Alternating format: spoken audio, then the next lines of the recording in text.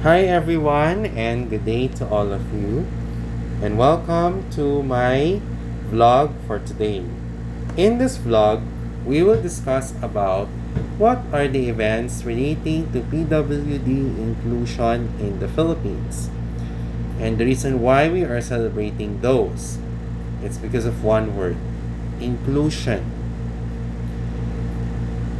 Every year in the Philippines, we celebrate these events relating to persons with disabilities and their self advocacy to fellow persons with disabilities in the Philippines. So, without further ado, here now is the topic events relating to PWD inclusion in the Philippines. The first event is the National Autism Consciousness Week.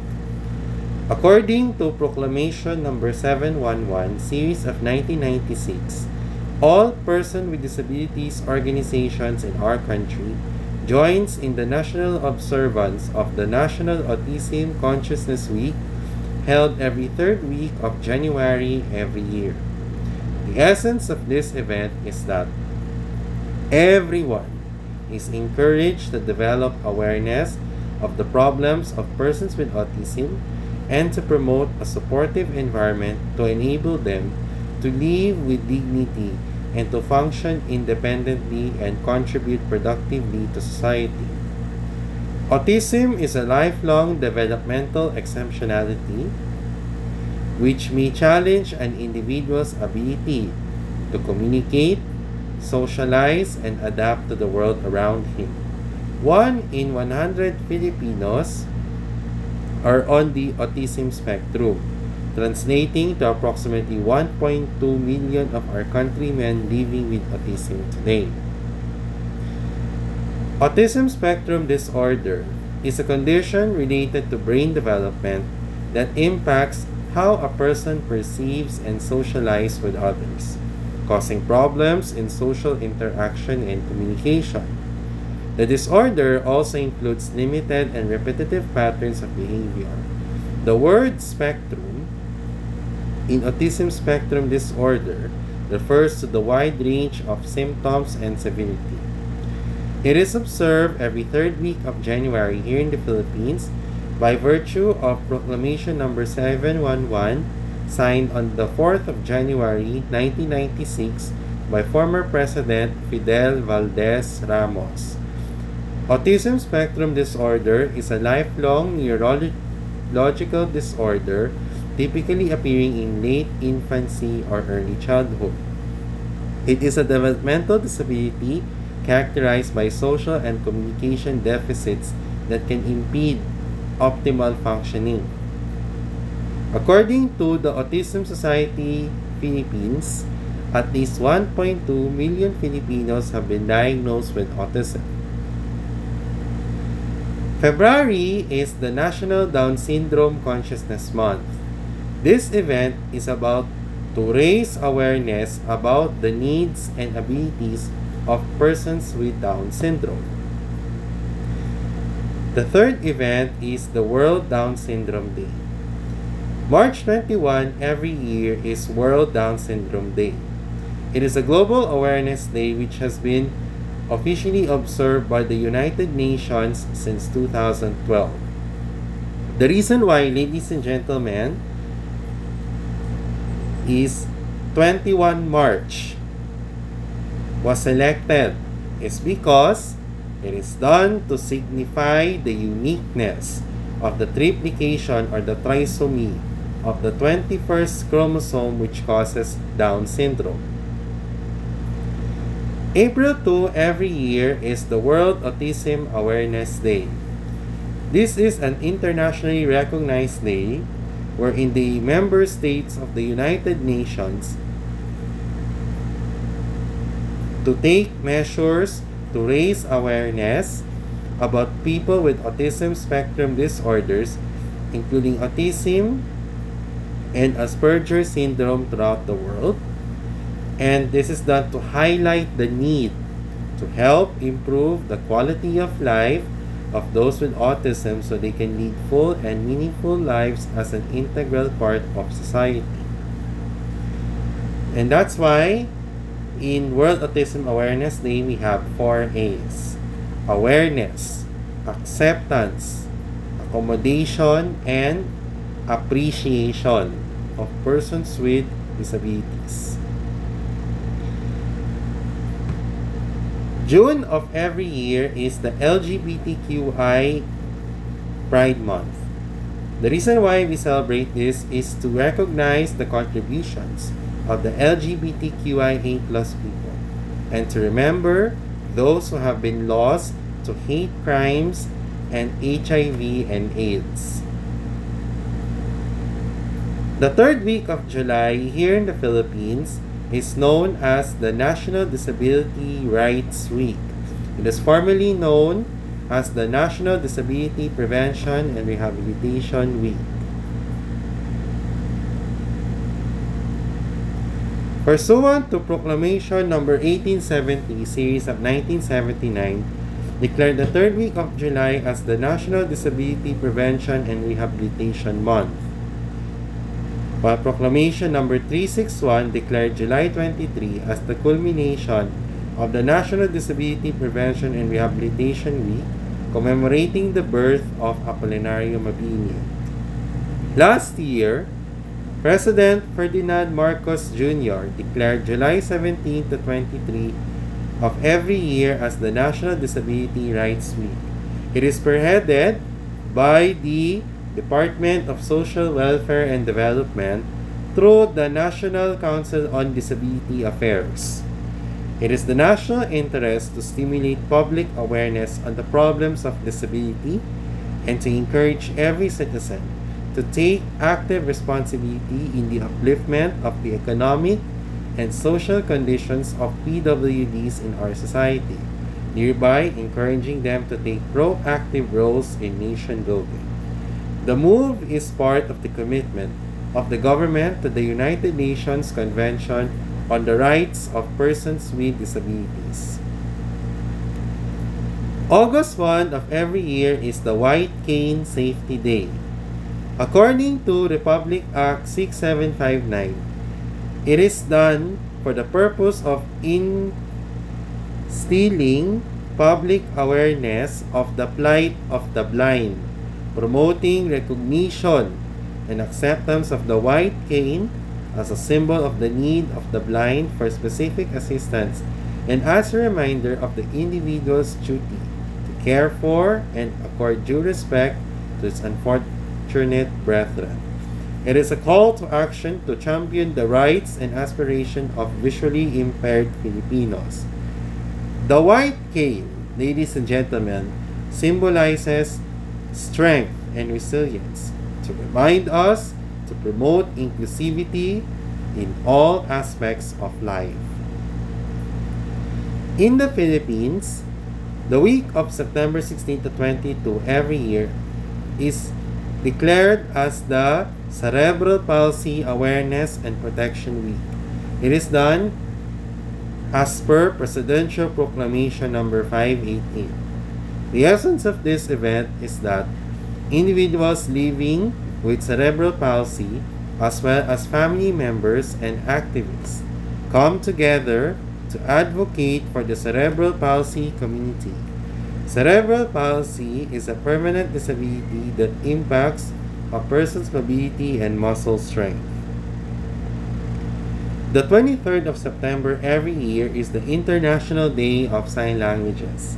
It is done through a proclamation issued by the United Nations General Assembly.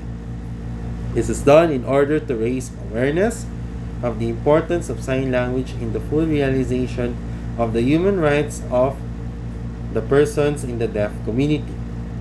The resolution establishing the day acknowledges that early access to sign language and services in sign language, including quality education available in sign language, is vital to the growth and development of the deaf individual and critical to the achievement of the internationally agreed development goals. It recognizes the importance of preserving sign languages as part of linguistic and cultural diversity. In terms of working with the deaf community, It, it emphasized the principle of nothing about us without us. On the third week of October each year in the Philippines, we celebrate the National ADHD Awareness Week. The National Council on Disability Affairs leads the celebration. And the reason why we celebrate that is because of the following. First, to raise awareness about ADHD and the challenges people with ADHD face. To help people understand ADHD and find ways to help those with the disorder. And to create a more inclusive society for people with ADHD. In the Philippines and globally, we celebrate the Mental Health Awareness Month and World Mental Health Day. It is the time to raise awareness and reduce stigma about mental health issues. Recognizing that mental health is as vital as physical health, well-being is paramount. Together, let's engage in open conversations and to foster a healthier work environment. Remember to take breaks, share resources, and encourage communication.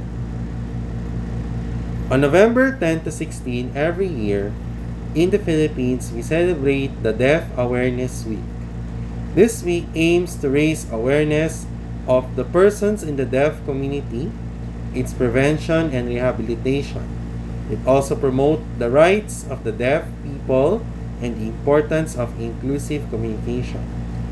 According to Republic Act number 11106 or the Filipino Sign Language Act, which took effect on October 2018 under the leadership and the administration of former President Rodrigo Roa Duterte.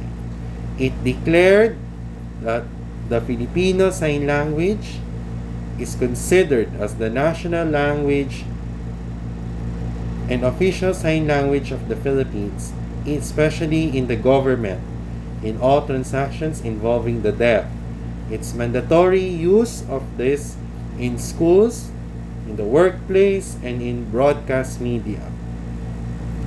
The laws recognize Filipino Sign Language as the mother language of the Filipino deaf community, the first language, and the visual language as well. This is done wherein all of which uphold the state commitment to the United Nations Convention on the Rights of Persons with Disabilities in recognizing and promoting the cultural and linguistic identity of deaf communities. Lastly, on December 3 every year is the International Day of Persons with Disabilities. It is an international observance promoted by the United Nations since 1992. It has been observed with varying degrees of success around the planet. The observance of the day aims to promote an understanding of issues of persons with disabilities, to mobilize support for the dignity, rights, and the well-being of persons with disabilities. It also seeks to increase the awareness of gains to be derived from the integration of persons with disabilities in every aspect of political, social, economic, and cultural life. Every year, the day focuses on a different issue. So, in a nutshell, the reason why we are celebrating these events is because we want to raise awareness as persons with disabilities and self-advocates. We must also continue the culture of inclusion. And also, lastly, to show that we are included. This is done through this proverb that I express. Nothing about us without us. As persons with disabilities, we continue to show the power, the courage, and also to promote persons with disabilities, and also to show that we are included, and also to make sure that everybody is united. regardless of our abilities, race, language, and religion. So in relation to this, let me end you with these pledges. First, I will recite to you, ladies and gentlemen, the isang pangako pledge. Isang pangako pledge. Ako ay nangangakong kikilos para mahinto ang maling paggamit ng autismo bilang kutya o katatawanan sa salita at sa gawa. Isusulong ko ang tunay na pagtanggap, pagkalinga at pagbibigay halaga sa mga taong may kapansanan sa tulong ng may kapal. I made a promise to act to stop the use of autism as a joke or insult in word and in deed. I will work to advance the genuine acceptance, accommodation, and appreciation of Filipinos with disabilities. So help me God. And the R-word pledge. I pledge and support the elimination of the derogatory use of the R word from everyday speech and promote the acceptance and inclusion of people with intellectual disabilities. Ako ay nangangako at sumusuporta sa pagsugpo ng mga mapang-insulto at hindi angkop na salita sa pang-araw-araw na pananalita at itinataguyod ang pagtanggap at pagsasama sa mga taong may intelektual na kapansanan. And that concludes our topic for today. Thank you very much.